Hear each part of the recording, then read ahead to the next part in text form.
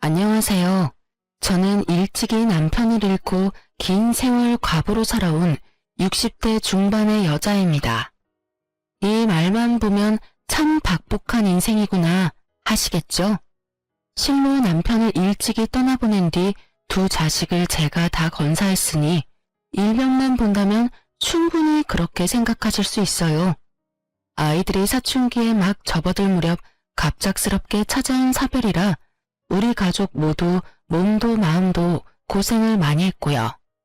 그리고 35의 나이로 딱 30년 전 친모가 세상을 떠났어요.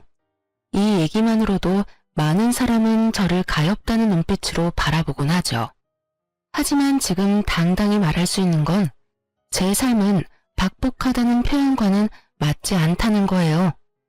부모는 숨이 닿을 때까지, 아니 어쩌면 숨이 닿은 후에도 늘 자식을 염려하고 마음에 품듯 저의 친모는 그 어린 제게 모든 재산을 남겨주셨어요.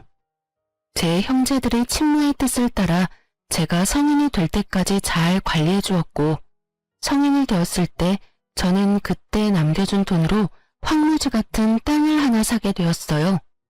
그러나 당시 그 땅은 아무것도 없는 허허벌판이라 잊고 살아왔어요. 그땐 형제들이 저더러 부동산에 부자도 모르는 바보라며 혀를 찼어요. 그런데 어느 순간 개발지역이 되어 어마어마한 값어치가 생겼죠. 거기다 제가 남편이 세상을 떠났을 당시 나왔던 그의 목숨값을 꼭 쥐고 있었던 터라 경제적으로 고난이라고 여길 만큼 힘든 경험은 덜었어요. 물론 그 시대에 여자 혼자 아이 둘을 키우기란 너무도 어려웠어요. 막중한 책임감 때문에 정신적으로 큰 부담을 안아야 했고 일을 하면서 혼자 아이들을 케어하며 고군분투했거든요. 하지만 감사하게도 큰일 없이 절 덜 고생시키며 잘 자라주었고 대학생이 되어서는 누가 시키지 않아도 자기 앞가림을 알아서 해주었어요. 얼마나 대단한지. 대학생활 내내 장학금을 놓치지 않은 것은 물론 첫째인 아들은 수석, 둘째인 딸은 차석으로 졸업까지 했을 정도로요. 그런 아이들이니 결혼하겠다는 말이 어찌나 서운했는지 모릅니다. 제 딸이 먼저 시집을 가고 아들은 그 후로 몇 년 있다가 장가를 갔어요. 비록 딸의 결혼을 반대한 적이 있긴 하지만 결혼 후에는 사위와 저 사이가 너무 좋았어요. 사위 사랑은 장모라는 말이 딱 저와 사위를 보고 하는 말 같았죠. 그래서 제 아들이 결혼할 때 사위만큼이나 며느리와 잘 지낼 수 있을 거라 생각했어요. 딸 같은 며느리 관계가 될 수 있을 거라 자신했거든요. 아가, 이제 우리 가족이 될 사이니까 내가 널 편히 대해도 되겠니? 우리 딸처럼 너도 가슴으로 낳은 내 딸이다 여기며 지내고 싶어. 그럼 저야 너무 감사하죠. 어머님께서 저를 편히 대해주셔야 저도 마음이 놓이는걸요. 고맙다. 우리 아들이 너를 만나 얼마나 다행인 줄 몰라. 내 아들이지만 영 재미도 없고 일밖에 모르지 않니. 그래도 예쁘게 봐주렴. 너처럼 야무진 아이가 우리 가족이 된다니 하나 남은 염려까지 다 덜었다. 엄마도 참, 나처럼 재미있는 사람도 없어. 내가 배필을 정말 잘 골랐지? 동생 잘 사는 거 보고 나 혼자 결혼도 못하는 거 아니냐며 그렇게 걱정하시더니 이제 나도 장가가니까 마음 놓고 지내셔. 그래, 이제 엄마도 마음 편히 지낼 거야. 너희 다 가정 꾸려 지내니까 나도 나만 챙기면 되지 않니? 결혼하고 나면 내 집에 자주 올 필요도 없어. 엄마의 자유로운 생활을 방해하지 마렴. 우리 며느리는 참 뚝 부러지는 아이였기에 현명한 사람일 거라는 믿음이 있었어요. 그래서 결혼하면 아들과 정말 잘 살 거라고 생각했죠. 그때까지만 해도 이제 내 몸 하나만 잘 건사하며 자식들 걱정 안 시키고 잘 지내자 싶었던 터라 얼마나 마음이 가벼웠는지 몰라요. 하지만 이 모든 건 제 욕심이었던 걸까요? 아니면 시누와 며느리라는 고부관계는 아무리 노력해도 부모와 딸이 될 수 없는 건가요? 그렇게 예쁘던 며느리와 저도 결국 고부 갈등을 피해갈 수 없었어요. 심지어 아들 부부가 결혼한 지 몇 년이 채 되지 않았을 때부터요. 제가 관계의 첫 단추를 잘못 깨어 발단을 만들고 만 거죠. 제 배 아파 낳은 자식도 모르는데 남의 자식 속을 제가 어찌할 수 있었겠어요? 그런데도 남의 귀한 자식 제가 힘들게 만들면 안 된다는 생각에 열심히 딸과 아들 챙기듯 챙겨주었는데 그게 화근이 되었네요. 제 사위가 결혼 기념일 때면 그렇게 저를 신경 썼어요. 한 번은 자기들 결혼 기념일에 제게 한우를 사왔더라고요. 마침 아들네 부부도 제 집에 들른다고 하여 온 가족이 모였어요. 그래서 온 식구가 간만에 함께 식사를 나눴죠. 저는 미리 준비해둔 딸네 부부에게 작지만 축하 선물을 전했어요. 그런데 며느리가 그게 내심 부러웠던가 보더라고요. 어머, 어머님께서 자식 결혼 기념일까지 챙겨주시는 거예요? 저희도 얼마 전에 기념일이었는데 아가씨랑 서방님은 좋겠어요. 그랬니?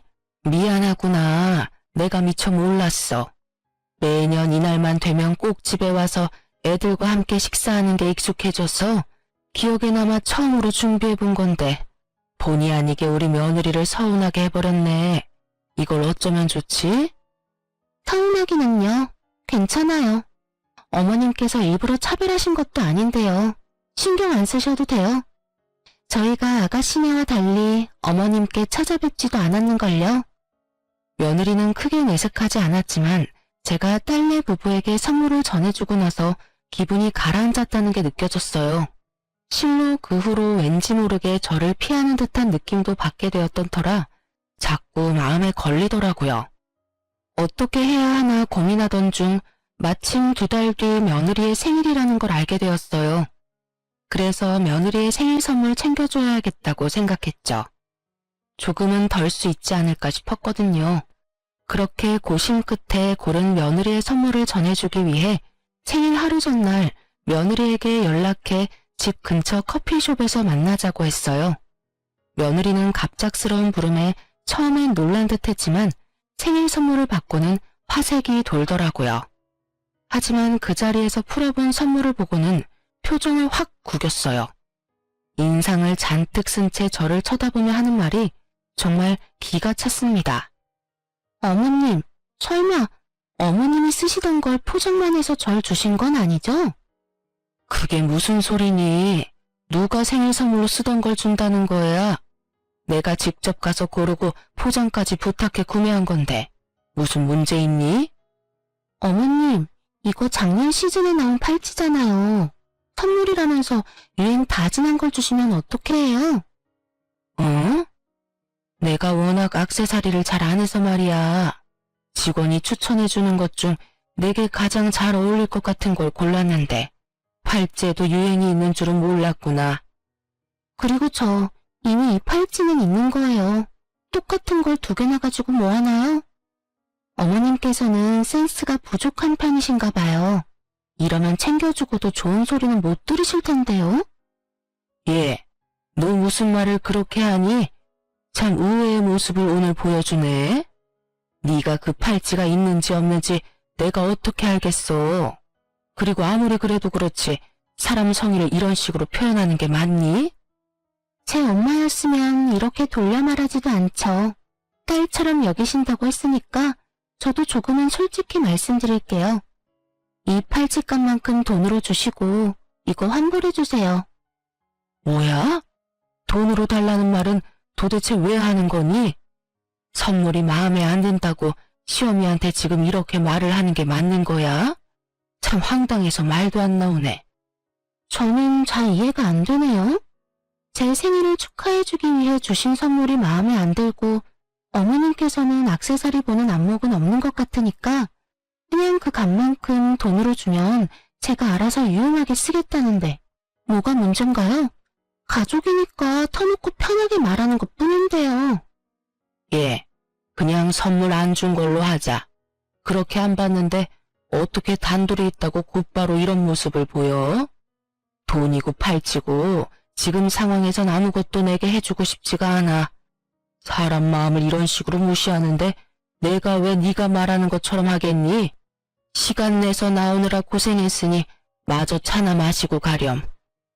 저는 며느리의 뻔뻔한 말투에 화가 치밀었어요.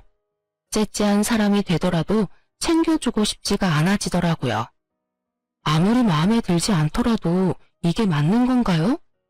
하지만 며느리는 제가 선물 안 준 셈 치자고 하니 저더러 쫌팽이라며 선물도 받는 사람이 기뻐야 하는 것 아니냐며 따박따박 말대꾸를 하는데 정말 한 대 쥐어받고 싶은 심정이었어요. 그런데 결국 제 마음을 괴롭히는 말을 며느리가 하더라고요. 막말로 아가씨한테 하는 선물이면 신상이 뭐냐고 먼저 물어보지 않았겠어요? 재산 좀 있다고 며느리한테 함부로 하는 거야 뭐야? 뭐야? 내가 언제 내게 함부로 했다는 거니? 너는 어른 앞에서 말 가려할 줄도 모르니?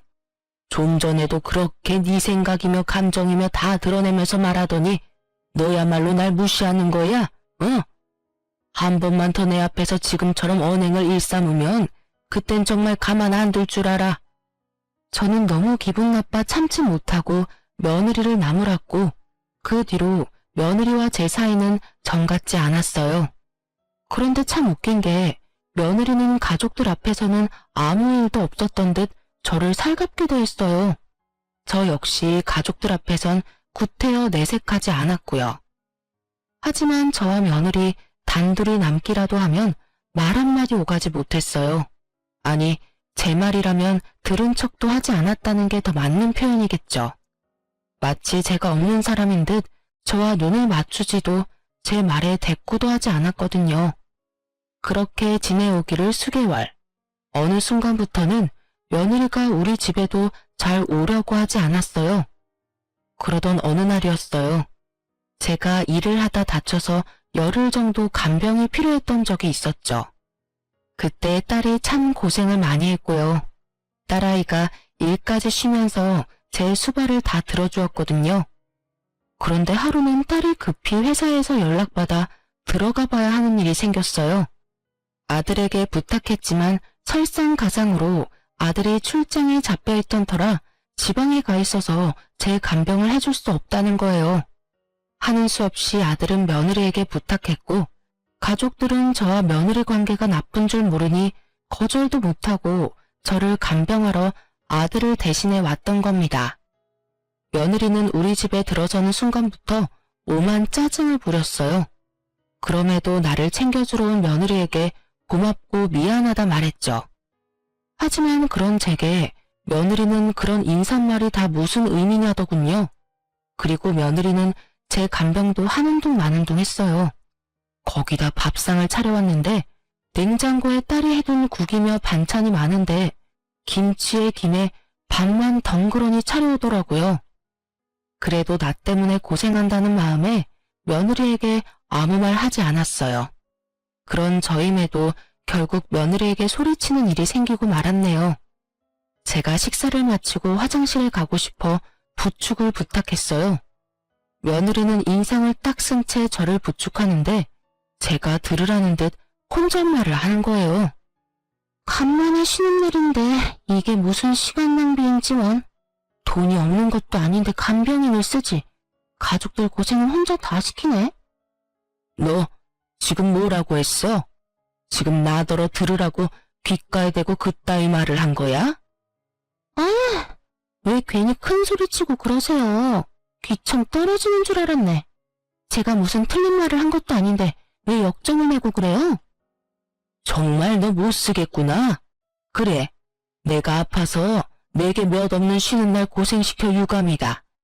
나도 네가 그 말을 하기 전까진 미안함이 가득이었는데 되려 그렇게 툭 까놓고 말해주니 내게 이렇게 큰 소리도 칠 수 있고 아주 고맙다. 아, 진짜 와서 고생하는 사람한테 왜 이러는 거야? 어머님, 지금 저 없으면 어머님 수발 들어줄 사람 없어요. 이럴 땐 들어도 못 들은 척 잠자코 계시는 거라고요. 뭐? 네 도움 필요 없다.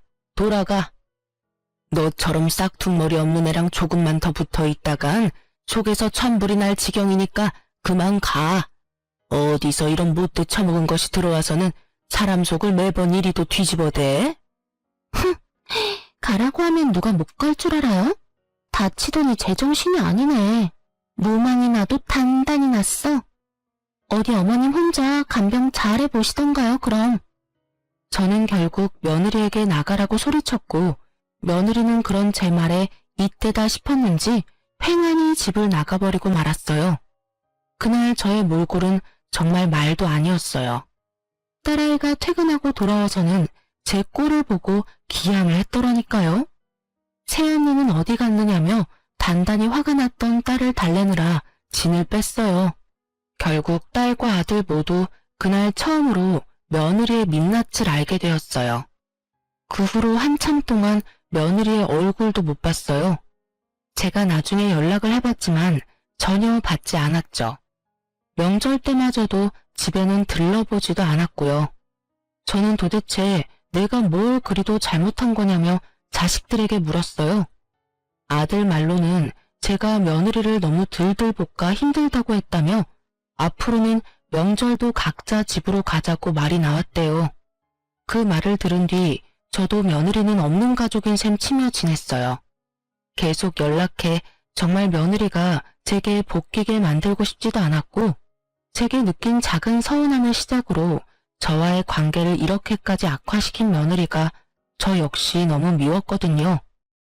그렇게 며느리의 목소리 한 번을 듣지 못한 채 지내기를 2년 반. 검진을 갔다가 유방암 진단을 받게 되었습니다. 참 암이라는 소식만으로도 마음이 너무도 심란하더라고요. 자식들에게 이 사실을 어떻게 알려야 하나 참 고민이 많았어요. 하지만 제가 숨긴다고 숨겨질 문제는 아니니 딸과 아들에게 털어놓았어요. 자식들이 저보다 더 씩씩하더군요. 완치율이 높은 편이니 너무 염려 말고 수술 잘 받는 것에만 집중하라며 저를 위로해주는데 신기하게도 마음이 놓였어요. 그렇게 저는 씩씩하게 유방암 수술을 받게 되었습니다. 그런데 짧지 않은 기간 동안 단 한 번도 코빼기도 안 보이던 며느리가 회사에 연차까지 내고 저를 간병하겠다며 나서는 거예요. 처음엔 그런 모습이 너무도 황당하고 부담스러웠어요. 어머님, 제가 그동안 찾아뵙지 못해서 죄송했어요. 어머님께서 아프다는 소식을 들으니 그제야 정신이 좀 들더라고요. 그동안 제가 너무 무례하고 경솔한 태도로 지냈다는 걸 느꼈어요. 그러니 이번만큼은 제가 어머님을 돕고 싶어요. 그래, 네가 용기를 내어줬다니 고맙다. 그간 쌓인 안 좋던 감정 나도 털어내마. 하지만 괜한 고생할 필요 뭐 있니? 우리 애들한테도 간병해주지 않아도 된다고 이미 말해뒀으니 너까지 신경 쓸 것 없어. 어머님, 제 마음 성의를 이렇게 무시하시면 제가 너무 서운하네요. 제가 반성하는 마음으로 어머님을 챙기고 싶어 그래요. 좋은 마음으로 너그러이 이해해주시고 허락해주세요. 얘가 이번엔 왜 이리도 집요하게 굴어? 괜찮다니까. 내 몸 하나 내가 건사 못하겠니? 걱정해주는 마음은 고맙지만 정말 내가 알아서 할 수 있으니 이 이야기는 그만하고 오늘은 그만 돌아가렴. 며느리는 그날따라 유독 집요하게 고집을 부렸어요.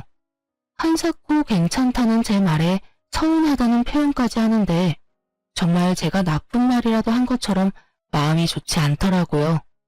하지만 다른 큰 병도 아니고 앞으로 건강관리에만 힘쓰고 병원만 꼬박꼬박 잘 다니면 되는 걸 무슨 간병까지 받으며 자식들 고생을 시키겠어요. 그런데 다음날 며느리가 아들을 어떻게 구워 삶았는지 아들과 함께 찾아와서는 또다시 간병 이야기를 꺼내더군요. 엄마, 그러지 말고 이번엔 며느리 챙김 받으면서 편하게 지내요. 요 며칠 수술 받고 병원에 있느라 고생하셨잖아요. 며칠만이라도 챙김 받으면 엄마도 편하고 더 좋을 거예요. 저희도 안심되고요. 저번에는 모른 척 하던 애가 갑자기 무슨 마음을 먹고 간병을 다 해준다니. 애가 어디 밥을 잘못 먹은 것도 아니고 안 하던 짓을 왜 갑자기 하겠다는 건지 원. 저번엔 간병도 부축도 뭐 하나 제대로 해주질 않았다. 같이 있으면 내가 더 불편했어. 그러니 너가 잘 말해서 간병은 필요 없다고 말해주렴. 에이, 엄마. 저번엔 반성 많이 했대요. 엄마가 그렇게 아픈 줄 몰랐다면서 이제라도 며느리 놀이 해주겠다는데 제가 어떻게 거절해요. 엄마랑 더 가깝게 잘 지내고 싶은 마음에 노력하는 거니까 엄마가 이번에만 좀 져주세요. 네? 그런 말을 듣고 어떻게 또 거절을 하겠어요? 결국 저는 며느리의 도움을 며칠 받기로 했어요. 한번 간병받을 때 며느리와 대치가 있던 적이 있으니 걱정이 앞섰던 게 사실이에요.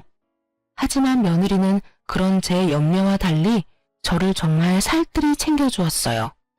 하루 이틀 하다 말겠지 싶었지만 사흘이 지나도록 변함없이 아침 일찍 찾아와 제 끼니며 집안일까지 뭐 하나 빼놓지 않고 정말 잘해줬죠.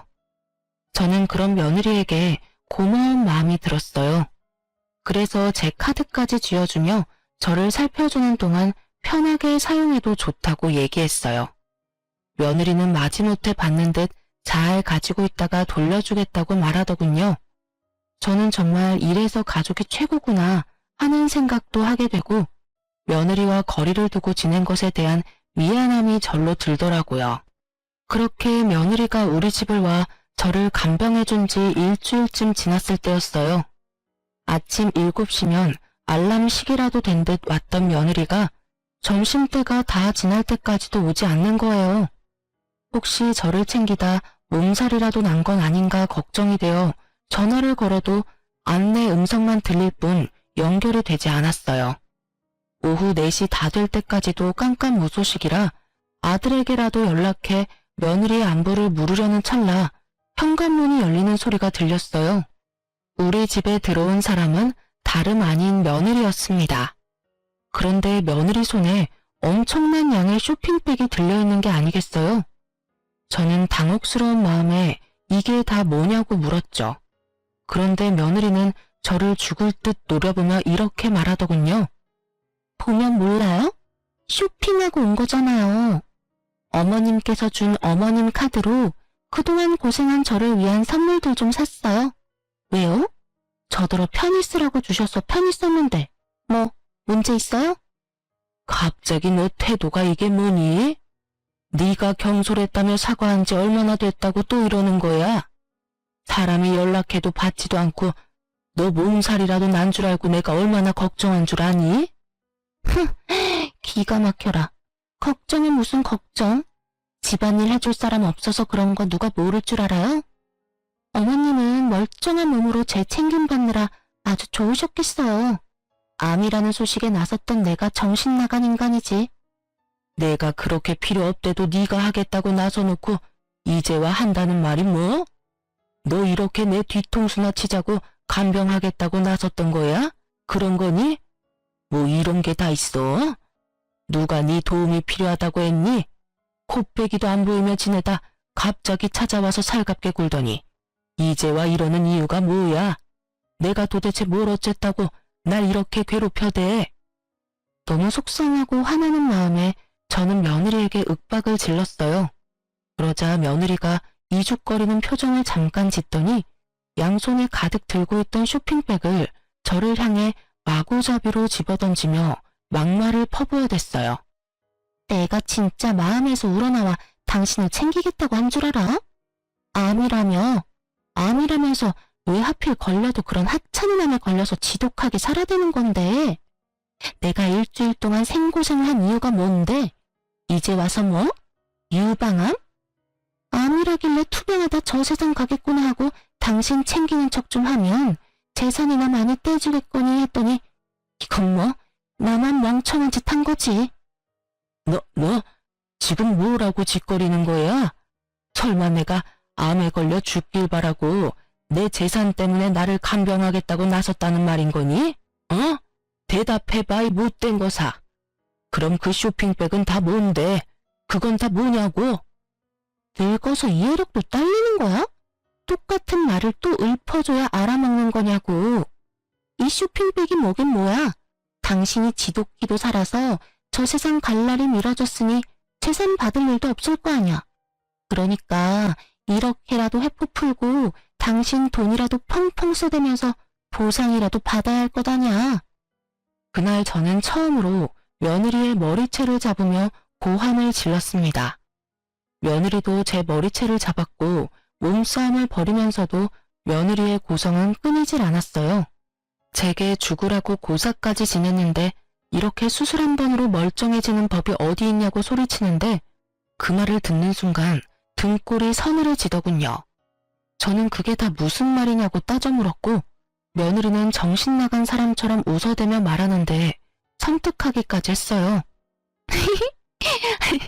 내가 당신이 암이라는 소식을 듣게 된 날부터 그렇게 당신이 죽기를 고대하고 있었다고.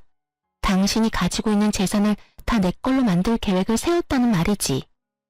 당신이 이렇게 멀쩡한 탓에 다 물거품이 되어버렸고 말이야. 이 정신 나간 것이 네가 그러고도 사람이야? 사람이냐고? 이 소름 끼치는 거사. 어떻게 사람의 죽음을, 그것도 가족의 죽음을 기다릴 수 있어? 당신이 암이라는 사실을 당신 아들이 뭐 그리 중대한 문제라도 되는 것처럼 말을 해서 이 사단이 난 거 아니야. 고치기 힘든 암이라도 걸린 줄 알고 얼마나 많은 계획을 세웠는데. 제가 아들과 딸에게 암 소식을 전할 때 다른 가족에겐 말하지 말아달라 부탁했었어요. 그런데 며느리가 그때 제가 아들과 통화했던 내용을 듣게 된 거였어요. 며느리가 간병하겠다 나선 것도 제가 암이라는 사실을 알게 돼서 제가 얼마나 안 좋은지 직접 확인하기 위한 수작이었던 거죠. 어쩐지 제가 좀 건강이 안 좋다고만 알고 있을 텐데 간병을 하겠다며 고집을 부렸던 게 이상하다 했는데 그 의문이 이제야 풀리게 된 거예요. 며느리는 제 곁에서 제 상태가 너무 양호하다고 느껴 의아하게 생각하고 알아보다 나중에야 제가 유방암 2기였고 전이된 것이 없다는 사실을 명확히 알게 되었더군요. 자기의 바람대로 제가 시름시름 앓다 죽는 병이 아니었다는 걸 알게 된 며느리는 자기의 계획이 어그러졌다는 사실에 분노했어요. 그래서 이런 상황까지 치닫게 된 거더라고요.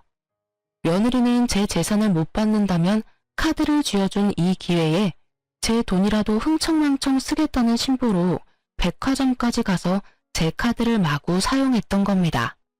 저는 이 모든 사실을 알고 며느리에게 사람도 아니라며 난리를 쳤어요. 그런데 며느리도 질세라 제게 또다시 고함을 쳐대며 되바라지게 굴었어요. 너 같은 건 사람도 아니야. 알아? 어디서 이런 몹쓸 것이 우리 집안에 굴러들어왔어? 도대체 뭘 어떻게 하면 그런 저급한 생각을 할 수 있느냐 말이야. 건강이 아주 좋아 힘이 남아 도나 보네. 얼마나 정정하면 노친내가 이렇게 팔팔하게 귀청 떨어지게 소리를 질러대. 암이라는 것도 사실 자식들 속 뒤집으려고 수작질 부린 거 아니야? 이게 수술까지 받은 사람의 컨디션이 맞느냐고. 진정한 악질은 내가 아닌 당신이야. 너 원래 이런 아이였던 거니? 결혼 전 내가 알던 너라는 아이는 다 거짓인 거야? 어떻게 사람의 목숨을 가지고 그런 생각까지 해? 도대체 어떻게 하면 그런 말도 안 되는 소리를 아무렇지 않게 할 수 있느냔 말이야?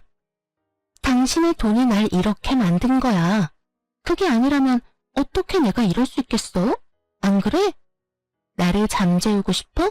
예전의 나를 원해? 그렇다면 당신 재산 나한테 상속해. 그럼 당신이 원하는 가면 다시 써줄게. 그것도 평생. 이날 저는 며느리의 본 모습을 온 가족에게 알려야겠다고 생각했어요. 정확히 말하면 제게만 이러는 며느리의 태도와 이런 불순한 마음을 가진 사람이라는 사실을 숨길 수 없었어요. 그래서 저는 무작정 핸드폰을 집어들어 아들에게 연락하려 했어요. 그런데 이 과정도 호락호락하진 않았습니다. 며느리가 살기 가득한 눈을 하고서 제가 원하는 대로 되게 할 줄 아냐며 달려들었어요. 제가 자식들에게 연락을 못하게 하려고 안달이 나서는 제 핸드폰까지 빼앗아 집어던지는 행동까지 하면서 말이에요. 며느리가 집어던진 제 핸드폰은 거울로 향해 날아갔고 거울이 깨지면서 파편이 사방에 튀고 난리도 아니었어요. 참 다행이었던 것은 제 아들이 그날 일이 일찍 끝나게 되어 저도 살펴볼 겸 며느리가 오후라도 편히 쉬게 해주기 위해 퇴근 후 제 집으로 곧장 왔던 겁니다. 아들은 복도까지 새어나가는 큰 소리를 듣고는 처음에는 집을 잘못 찾아왔나 싶어 주춤하던 차에 거울 깨지는 소리를 듣고 놀란 마음에 급히 현관을 열고 들어왔어요. 때마침 며느리는 제게 개수작을 부리려고 한다며 제 뺨을 내리쳤고 이 모습을 아들이 전부 보게 되고 말았어요. 그런데 정말 소름이 돋는 건 그 후 며느리의 태도입니다. 무슨 말이냐고요? 며느리는 아들의 등장을 뒤늦게 알고는 귀신같이 자신의 본 모습을 감췄어요. 손까지 덜덜 떨며 오해라고 연기를 하는데 여우주연상감이다 싶은 생각이 들 정도로 무섭더라니까요. 당신 지금 뭐 하는 짓이야? 집안 꼴은 또 이게 다 뭐야? 당신 엄마한테 무슨 짓을 한 거냐고. 자기야, 지금 당신이 본 모습은 오해야. 내가 어머님께 무슨 짓을 한 게 아니야. 믿어줘. 정말이야. 지금 그 말을 나더러 믿으라고? 네가 우리 엄마 얼굴에 손대는 모습을 내 눈으로 봤는데 장난해? 그럴 만한 이유가 있었어. 내가 오늘 어머님께 말씀드리고 좀 늦게 왔는데 그게 마음에 안 드셨는지 핸드폰까지 집어던지면서 화를 내시더니 자기가 웃음냐면서 내 머리채까지 잡고는 분노하셨어. 그러더니 갑자기 자기 뺨을 때리라며 무섭게 윽박 지르셨어. 그래서 하는 수 없이 어머님이 시키는 대로 했을 뿐이야. 정말이야. 지금 장난해? 그 말을 믿으라고 하는 말이야? 우리 엄마가 정신이 어떻게 되지 않고서야 당신한테 그럴 리가 없잖아. 정말이야. 내게만 유독 이러시니 그동안도 시댁에 거름하지 않았던 거란 말이야. 어머님, 제가 죄송해요. 내일부턴 늦지 않을게요. 저는 어머님이랑 가족들에게 선물을 주고 싶은 마음에 늦을 것 같다고 말씀드리고 다녀왔을 뿐인데 이렇게 어머님께서 화내실 줄은 꿈에도 몰랐어요. 저는 그런 며느리의 모습에 다리에 힘이 풀려 그대로 바닥에 주저앉고 말았어요. 이리도 무서운 사람인 걸 알지 못했던 과거가 이런 상황까지 와버린 현재가 너무 싫더라고요. 아들은 그런 제 모습에 한 걸음에 달려와 저를 부축했어요. 저는 크게 심호흡을 한 뒤 며느리에게 한 발 가까이 다가가 그대로 며느리의 뺨을 내리쳤습니다. 며느리는 사시나무 떨듯 겁에 질린 표정을 하며 자기의 뺨을 감싸더군요. 저는 그런 며느리의 모습을 무시한 채 아들에게 말했어요. 아들, 잘 왔어. 이제 나도 마음이 편하네. 가서 홈카메라 확인해보렴. 며느리의 말이 맞는지 네가 직접 확인하는 게 좋겠어. 홈카메라라니요? 그런 게 이 집에 있을 리 없잖아요. 무슨 그런 말도 안 되는... 왜 없다고 생각하니? 2년 넘게 우리 집에 올 일이 없으니 네가 몰랐을 뿐이야.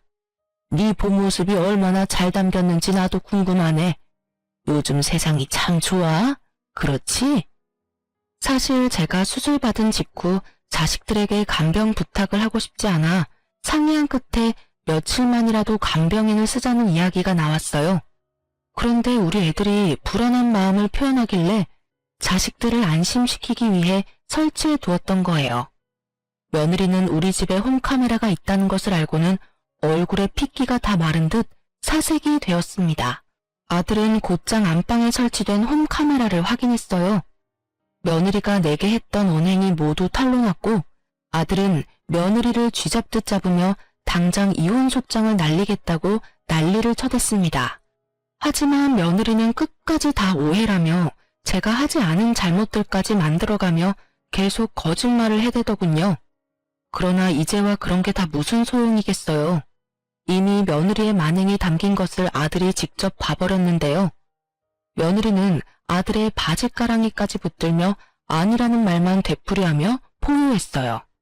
결국 본 모습을 제 아들에게 보이고만 며느리는 내쫓긴 건 물론 이혼 소송까지 당했어요. 그런데 왜 며느리가 이렇게까지 아들에게 목을 맸는지 아시나요? 실은 우리 아들은 돈에 관해서는 머리가 빨리 돌아가거든요. 그래서 일적으로 번 돈을 어마어마하게 불린 자산가예요.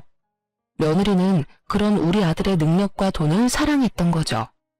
나중에야 아들을 통해 알게 된 사실 중 하나가 있는데 바로 며느리가 물욕이 어마어마했다는 거였어요. 며느리는 시댁에 왕래하지 않는 동안에 자기가 버는 돈은 자신을 치장하는 데 전부 쓰고 생활하는 건 전부 제 아들의 돈으로 지냈더라고요. 아들은 그런 상황에서도 한 번도 며느리를 탓하지 않고 참으며 지냈던 거였어요. 그런데 저를 대하는 태도를 알게 된 것과 저의 죽음에 대해 가벼이 여긴 것, 그리고 복수심을 느끼며 제 돈으로 그것을 풀었던 점까지, 이 모든 걸 알고는 더 이상 참으면서까지 부부의 연을 이어갈 가치가 없었던 거예요. 거기다 며느리의 만행은 이혼 소송에서 아들이 유리하게 작용하는 발판이 되어주었어요. 며느리는 그렇게 땡전 한 푼 받지 못했을 뿐 아니라 어마어마한 위자료까지 아들에게 줘야 했습니다. 그런데 이 정신 나간 것이 이혼 후에 그리도 아들을 찾아와서는 돈이 없어 위자료를 못 준다고 진상을 부렸어요. 재산 한 푼 못 받은 것도 억울한데 무슨 위자료냐며 돈도 많으면서 욕심내지 말고 위자료는 받은 셈 치라고요. 아들이 이혼 후 제 집에 들어와 함께 지냈는데 저희 집까지 찾아와서는 아들을 그렇게 볶아대더라고요. 그렇게 지낸 지 두어 달쯤 됐을까요? 또 찾아와 복도에서 며느리와 아들이 한참을 실랑이하기에 더는 참지 못하고 제가 현관문을 열고 나가 이전 며느리의 얼굴을 내리치며 소리쳤어요. 위자료 줄 돈이 없어? 네가 내 아들과 살면서 사댄 명품들만 팔아도 돈 몇천 구하는 건 일도 아니라는 거 여기서 모르는 사람이 어디 있다고 뻔뻔하게 수작을 부려? 이혼한 마당에 이제 내 시무도 아니면서 참견질하지 마요. 우리 일이니까 빠지라고요. 명품을 팔든 말든 다 내 마음이야. 당신이 뭔데 나한테 이래라 저래라야? 당신만 아니었어도 여전히 내 삶은 내가 원하는 대로 굴러갔을 거야. 이게 다 당신 때문이란 말이야. 당신 그만 안 해? 이런 상황까지 온 건 다 당신 때문이야. 당신의 모든 게 이렇게 만든 거라고. 그러니 탓을 하려거든 너를 탓해. 그게 무슨 소리야? 당신 엄마만 아니었어도 당신이 내 모습을 알게 됐을 리 없잖아. 그러면 당신은 아무것도 모른 채로 지금껏 결혼 생활을 유지해왔을 텐데 그게 어떻게 나 때문이야? 넌 지겹지도 않니? 제발 우리 좀 그만 괴롭혀. 네가 누굴 탓하든 그건 네 자유지만 돈돈거리며 찾아오는 짓 그만 집어치워. 내 아들 덕에 사모은 명품들이 뭐라고 지금껏 정신 못 차리고 욕심만 부려대. 이전 며느리는 날 노려보며 말하는 것도 모자라 다 나 때문에 이런 사달이 났다며 한 번만 더 이래라 저래라 하면 가만두지 않겠다면서 눈이 뒤집혀서는 고성을 질러댔어요. 아들은 그런 이전 며느리에게 위자료 줄 돈 없다고 한 번만 더 잡아떼며 찾아오면 또다시 법정에서 마주할 줄 알라며 한 푼어치도 다 받아낼 테니 그런 줄 알라고 딱 잘랐어요. 그러자 이전 며느리는 내 아들의 바짓가랑이를 잡고는 함께 살아온 정을 운운하며 눈물 바람까지 하더라고요. 우리 안 좋게 이혼은 했어도 그간 함께 살아온 정을 생각해서라도 나 좀 봐줘. 우리한테 안 좋은 날만 있던 게 아니잖아. 분명 좋은 추억도 많고 나 많이 사랑했잖아. 그러니까 제발 이렇게 끝까지 날 궁지로 몰지는 말아줘. 응? 그래, 내가 너랑 함께 지내온 시간을 생각하면 피가 거꾸로 솟는 기분이야. 이리도 뻔뻔하고 악질 중에 악질인 여자를 멍청하게 이해하며 살아온 내 시간들을 전부 되돌리고 싶어 미치겠다고. 그러니 더는 내 속 긁지 마. 알겠어? 어떻게 그런 말을 할 수 있어? 그래도 사랑했던 여자한테 어떻게 그런 모진 말을 해. 위약금만 받은 셈 쳐주면 찾아오지 않는다고 했잖아. 돈도 많으면서 그게 그렇게 어려운 거야? 도대체 왜 끝장을 보려고 그러는 건데. 내가 가엾지도 않아? 내게 이렇게 버려진 내가 가엾지 않느냐고. 아들이 괴롭다는 듯 소리치는 모습에 어찌나 눈물이 핑 돌고 이전 며느리가 사무치게 미운지 비련의 여주인공이라도 된 듯 가련한 척 눈물을 훔치는 모습에 집에 들어가 굵은 소금을 냅다 한 바가지 들고 나와서는 마구 뿌려댔습니다. 썩 꺼져. 이 버러지만도 못한 거사. 내 자식 앞에서 그리고 내 앞에서 당장 사라지란 말이야. 이 악마보다도 더 악마 같은 거사. 내 눈에 흙이 들어와도 내게 베풀 아량은 없으니 그만 돌아가. 예수 없는 것? 이 인간이 진짜 미쳤나? 이게 뭐 하는 짓이야? 짜증나. 낄 때 못 낄 때 분간도 못하는 놓친내가? 진짜 똥이 더러워서 피하지 무서워서 피하나? 간다 가. 한 사람 인생을 이따위로 망쳐놓고 당신은 떵떵거리며 잘 살 것 같아? 두고 봐. 내가 당신 지옥에 빠뜨릴 거야.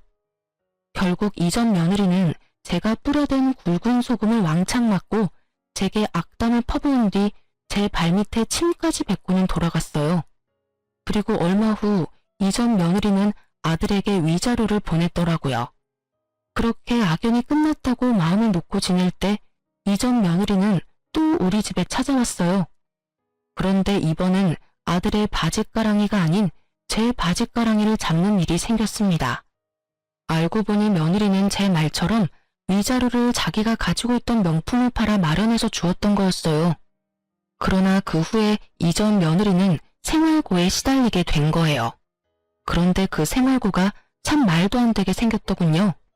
이전 며느리는 명품 사재기를 끊지 못했고 아들과 부부였을 때 가진 물욕을 버리지 못한 채 자기가 버는 돈으로 명품을 사대는 바람에 카드 빚이 어마어마하게 불어나고 말았던 거죠. 그렇게 위자료를 준 지 석 달 만에 제게 찾아와서는 아들과 재결합을 할 수 있도록 힘 좀 써달라며 애원을 해댔어요. 어머님, 제가 경제적으로 힘들어 보니까 이제야 제가 얼마나 행복한 결혼 생활을 했던 건지 알겠어요. 제발 민석 씨와 재결합할 수 있도록 힘 좀 써주세요. 그게 무슨 말도 안 되는 소리야. 네가 그동안 했던 모든 걸 알고도 너를 어떻게 다시 가족으로 받아들이니? 우리 가족이 우습니? 어? 나랑 내 아들이 우스워? 우습다뇨. 전혀 그런 거 아니에요. 어머님, 저 정말 진심으로 깨우친 게 많아요. 제가 어머님께 했던 언행 모두 이렇게 싹싹 빌며 사죄드릴게요. 재결합하도록 도와주시면 다시는 어머님께 그런 모습 보이지 않을 거예요. 맹세할게요. 완벽한 며느리 그리고 아내가 될게요. 그러니까 제발 저를 용서해 주시고 민석 씨한테 말 좀 잘해주세요. 네? 예, 제발 이런 말도 안 되는 소리 하러 자꾸 찾아오지 마. 이 집에 너 반기는 사람 누가 있다고 이리도 와서 사람 골머리를 썩히는 거니?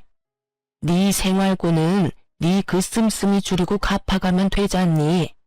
네가 어떻게든 메꾸고 네 인생 네가 잘 가꿔가며 살아. 우리 집안과 너는 이제 정말 끝났잖아. 과거에 집착하면 할수록 너도 힘들어지는 거야. 알겠니?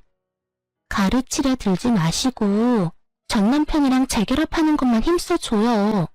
제가 이 나이에 가르침을 받을 필요는 없잖아요. 저도 어머님이 좋아서 전 남편이랑 다시 잘해보려는 건 아니에요. 남편의 어머님이니까 그냥 적당히 선 지키며 지낼 거고, 그래서 이전에 제 모습은 보여주지 않겠다고 말할 수 있는 거고요. 그러니까 제게 훈계 말고 전 남편 설득을 해주세요. 참나, 내가 왜 그래야 하니? 과거엔 몰라도 이제 넌 내 마음에 들지 않는 아이야. 아니 넌 절대 우리와 다시 가족이 될 수 없는 아이야. 그러니 괜히 서로 감정 상하는 만남 그만두고 너도 네 삶을 살아. 질척대는 모습 더 보여 좋을 거 없어. 네가 무슨 말을 한들 넌 이제 우리 집안과 끝이야. 어머님 때문에 제가 이혼당한 거잖아요. 그러니까 절 도와서 다시 원래 자리로 돌려놔요. 내가 있을 자리는 어머님 아들 옆이니까요. 당신 아들은 내가 있는 한 재혼도 못할 줄 알아? 귀한 아들 늙어 죽을 때까지 혼자 있고 보고 싶은 거 아니면 나와 재결합하는 거 도와요. 이 끈질기게도 못된 거사. 냉수 마찰하고 속이나 차려. 그리고 다시는 우리 근처에는 얼씬도 하지 마. 속에서 천불이나 참지 못하고 냄비 한가득 찬물을 가득 담고는 고약한 년 얼굴에 다가가서는 부어버렸어요. 그리고는 바로 우리 집에서 내쫓아버렸죠. 하지만 이 속도 없는 것은 몇 번이나 다시 찾아와서 재결합을 운운했어요. 하지만 저와 아들은 이런 이전 며느리를 끝까지 무시했고 이 지긋지긋한 악연과는 이혼 승소 후 1년이나 지나서야 끝이 났어요. 제가 길다면 긴 세월을 살아오면서 만난 인연들이 참 많은데요. 이렇게 사악하기 이를 데 없는 사람은 이전 며느리가 처음이네요. 저로 인해 아들의 부부관계가 좋지 않게 끝을 맺었어요. 그 부부는 여전히 마음 아프고 아들에게 죄스럽기도 해요. 그래도 다행인 것은 아들이 이전 며느리와의 관계를 정리한 후 서서히 얼굴이 폈다는 점이랍니다. 지금은 아들과 저 단둘이 함께 지내면서 더없는 행복한 날들을 보내고 있어요. 아들도 지금의 생활이 훨씬 가벼운 마음이라고 말해주네요. 아들이나 저나 이전 며느리와는 악연이었나 봅니다. 아들과 별개로 저 역시 며느리와 더는 엮일 필요 없다는 사실이 제 숨통을 틔워주는 것 같아 좋기도 하면서 한편으론 씁쓸하기도 해요. 이전 며느리가 참 좋은 사람이었다면 든든하고 평범한 날을 보냈을 텐데 하는 생각이 아주 가끔 들어서 그런가 봐요. 저는 유방암 수술 후 아직 완치 판정은 받지 못했어요. 하지만 며느리를 마주하지 않은 뒤부터 제 건강이 무척 좋아졌답니다. 꾸준히 제 건강을 살피며 관리한다면 곧 완치 판정을 받을 것 같다는 희망이 들 정도로요.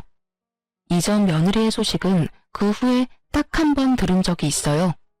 1년이 넘도록 물욕을 버리지 못해 결국 사채까지 썼다고 하더라고요.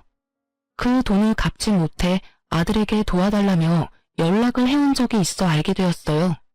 그때 아들이 이전 며느리의 연락처를 차단해 그 뒤로는 소식이 끊겼고요.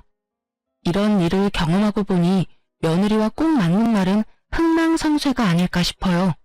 제 아들과 잘 지내던 때를 등지고 결국 결과적으로 망하게 되었으니 말이에요.